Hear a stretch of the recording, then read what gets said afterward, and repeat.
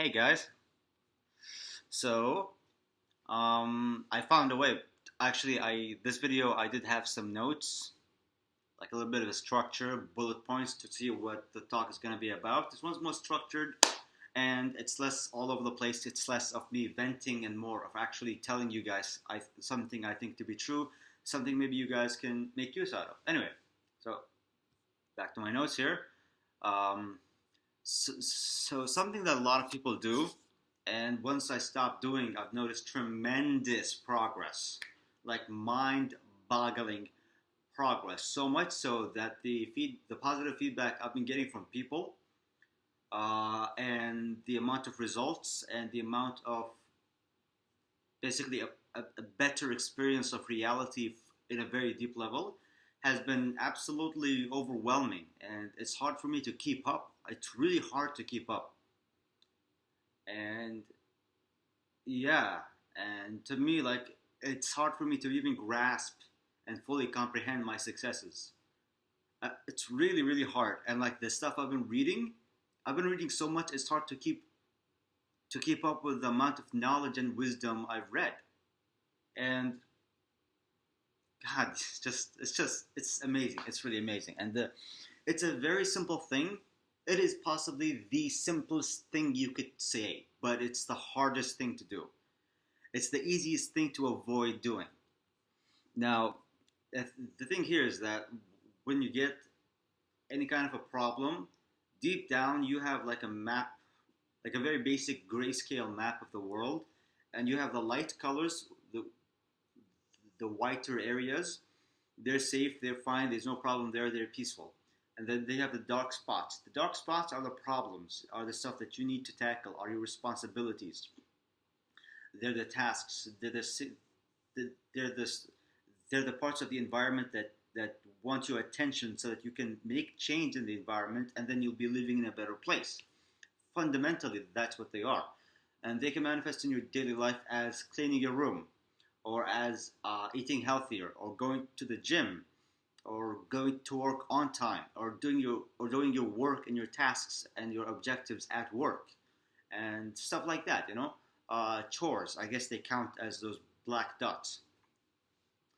The the first point I have here is I I called it avoidant behavior, and what's happening here is that uh, personally I kind of imagine it as you have you know what you can imagine. Um, Imagine a mountain. Okay, so a mountain is shaped like a bell, right? You know what? Let's just take a bell. And you see how the bell's got the part up top, this smooth round part, and then you have the edges at the bottom, right? Now let's take this smooth top part and let's have it aiming at me. So the, the face that I see is the round part, all right? And let's say that that's the shape of the black dot, the thing that you must do.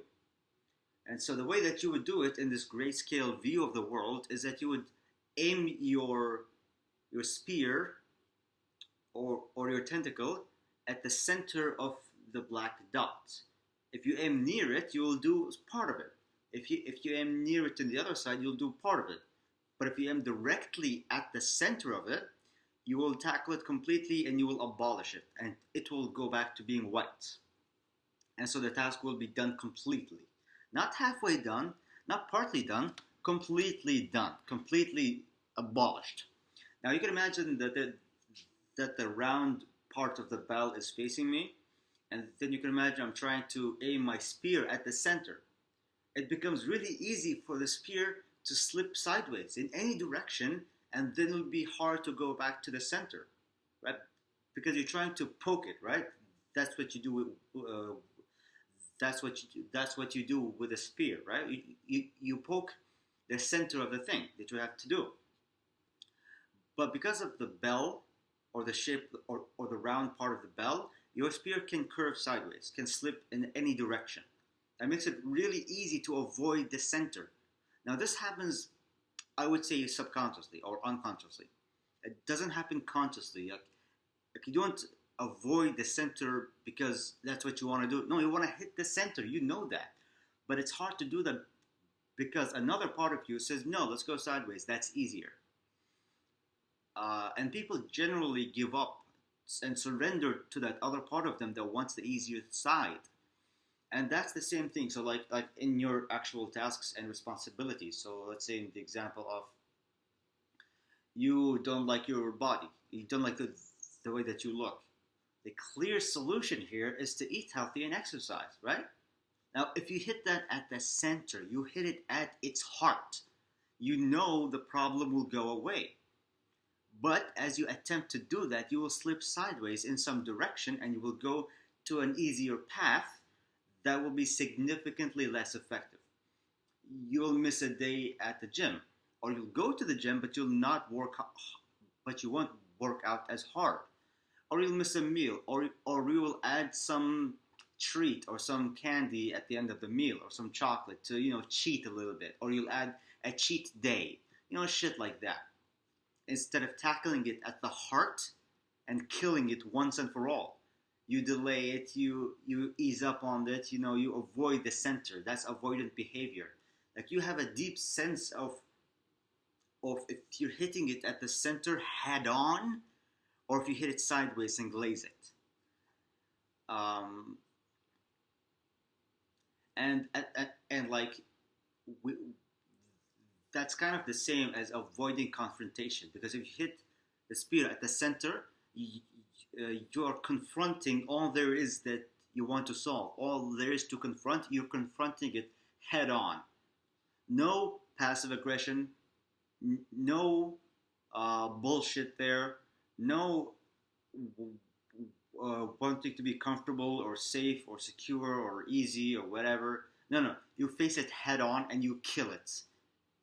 That's what you should do, but we tend to avoid it. Anyway, you get the idea, right? And part of what we do there is it's like, so one way that we avoid the center, we avoid the confrontation, is by deluding ourselves. And so like instead of telling ourselves that the center is the center of the bell curve, the round part of the bell, we convince ourselves, no, it's actually sideways a little bit here. And so when we hit the sideways of the bell, we convince ourselves that that's where we're aiming at. And so we feel better about it. Instead of feeling bad about missing the center, instead of feeling bad about not confronting the evil there, we convince ourselves fully that the evil is not at the center with the hard part. Why would you go there? It's not there. It's over there here on the sideways. I swear. No, I'm serious. It's really there. So one way that would manifest itself is that if you don't go and talk to a girl and ask her out, like if you see a pretty girl and you want to ask her out or something, you don't tell yourself that you want to talk to her but you chickened out. You tell yourself, I don't think she's my type. You would hit it sideways. You would glaze the corner of the ball, the corner of the curve, and tell yourself that that's the whole problem. That's the reason. So the reason that you're not talking to her, the issue is that you're not interested in her anymore. Suddenly, out of nowhere, you're no longer interested in her. And so you convince yourself that the core of the problem is sideways. And so what you do to deal with that new definition of the issue, that you're not interested in her, is that you try and find someone else that you are interested in. But that's never going to work because there's no one you're interested in. You're interested in that girl. You're just chickened out. And so even if you find someone else you're actually interested in, you're also going to chicken out. It's not going to solve the problem. The problem will keep repeating forever. And every time you see the problem, instead of solving it at its heart, you delude yourself into thinking it's something else, something close to it, but not it. So like you tell yourself that, okay, so like what I did was, wait, I can't pause the video.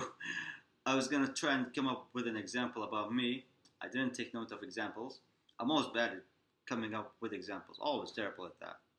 Anyway, so you get the idea that you avoid confronting the evil and you delude yourself into thinking that the evil is where you're hitting, which is sideways instead of the center. It's really hard to stop that. And like every time you delude yourself, you're not going to actually know you're deluding yourself. That's part of the delusion. But if you bring awareness to that habit of delusion, of self-delusion, and you go further down the rabbit hole of truth until you get to the center, the farthest down you can reach, if you get there, if you actually hit the real truth that you just chickened out of talking to the girl, you will know it. You will definitely know that you hit the truth, the bottom truth. And after you do that, then you work on just hitting the center, hitting the evil at its heart, which will exponentially maximize progress and growth. And I mean exponentially. It's a huge difference. And so what happens here is that people who avoid confronting the center, their efforts lack results. Their efforts don't give them results. And then what happens after that is they get frustrated. Because, like the example of talking to a girl. So the guy sees a girl that he's interested in, and he doesn't go up and talk to her, and then he tells himself that he didn't talk to her because he's not interested in her, and so he looks for someone else until he finds someone he's interested in. The same thing is going to happen. But every time it happens, he actually does put in some effort to try and talk to her, but he fails at that. And then he convinces himself that the reason he failed is because he chose against it, when actually he just failed. He actually just failed.